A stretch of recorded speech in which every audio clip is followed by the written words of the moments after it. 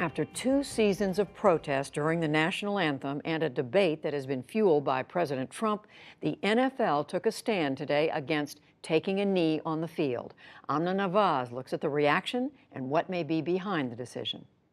Judy, some players began taking a knee to call attention to police brutality and racial inequality in America.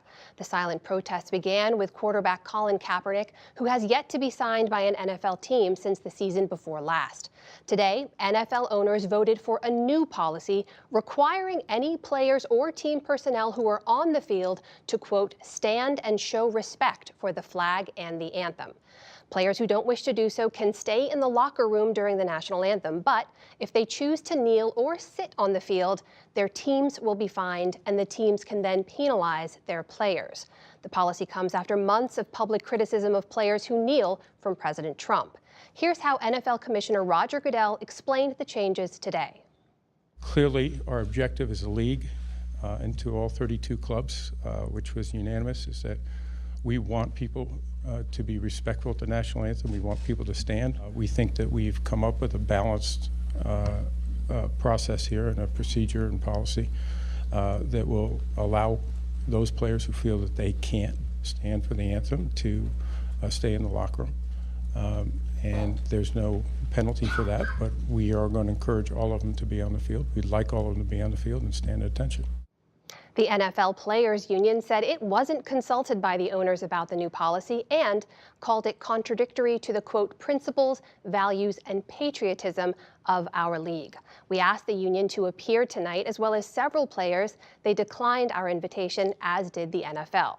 Some perspective now on this from Granderson, who's a co-host for ESPN SportsNation and a political commentator for CNN. LZ, thanks for being here. Let me ask you now about the timeline. Colin Kaepernick first took a knee in 2016. President Trump first started criticizing the protests in 2017. Why now, in May of 2018, are the NFL owners in the league taking this decision?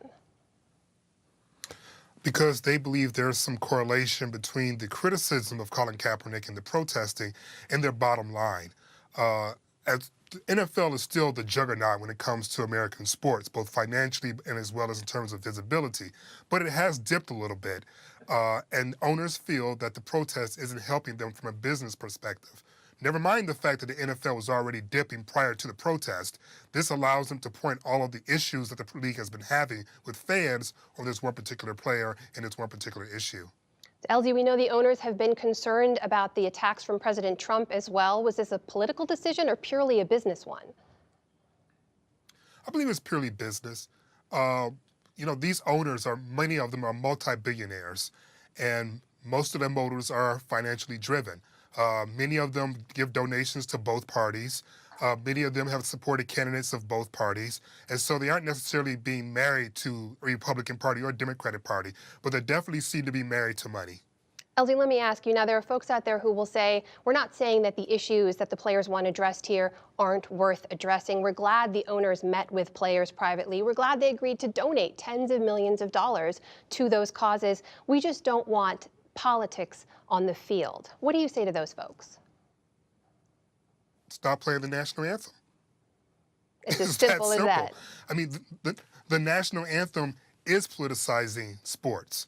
And no, by the way, if you really are concerned about respecting or disrespecting the flag, then perhaps you should probably refamiliarize yourself with the U.S. flag code, because you'll see multiple violations that the NFL and other leagues, as a matter of fact, do in terms of how the flag is to be treated.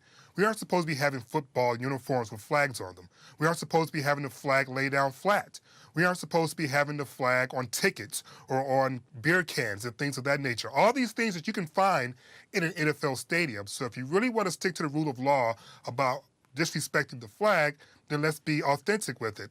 I tend to think it's more about what the players are protesting than the actual protest itself. So, LZ, what would have been a better solution or a better step in your mind for the owners and the league to take? Be honest.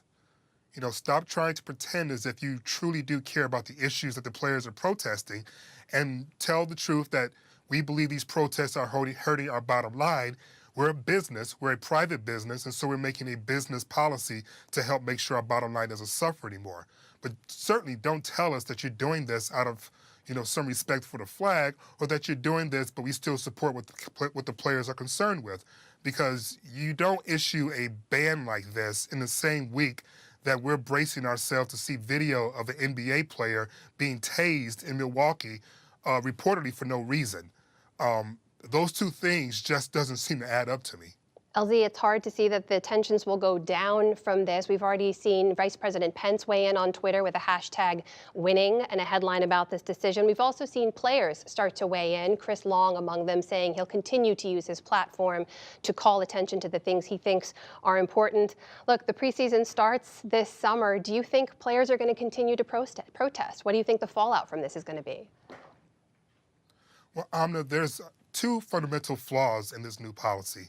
Number one, there's no clear definition of what it means to violate or disrespect the flag. But number two is that there is an option for a player not to actually come to the field during the national anthem. Now, if you are a reporter looking on the sideline and you happen to notice that several players are missing, you're still going to ask the same very questions that were being asked the past 2 seasons about why aren't you there, why are you protesting, and the issue does not go away. This is the reason why the NFL owners' cowardice sort of bites them in the butt, if you will, because they didn't solve the problem, they just made a bigger problem. LZ Granderson, thanks for your time. Thank you for having me.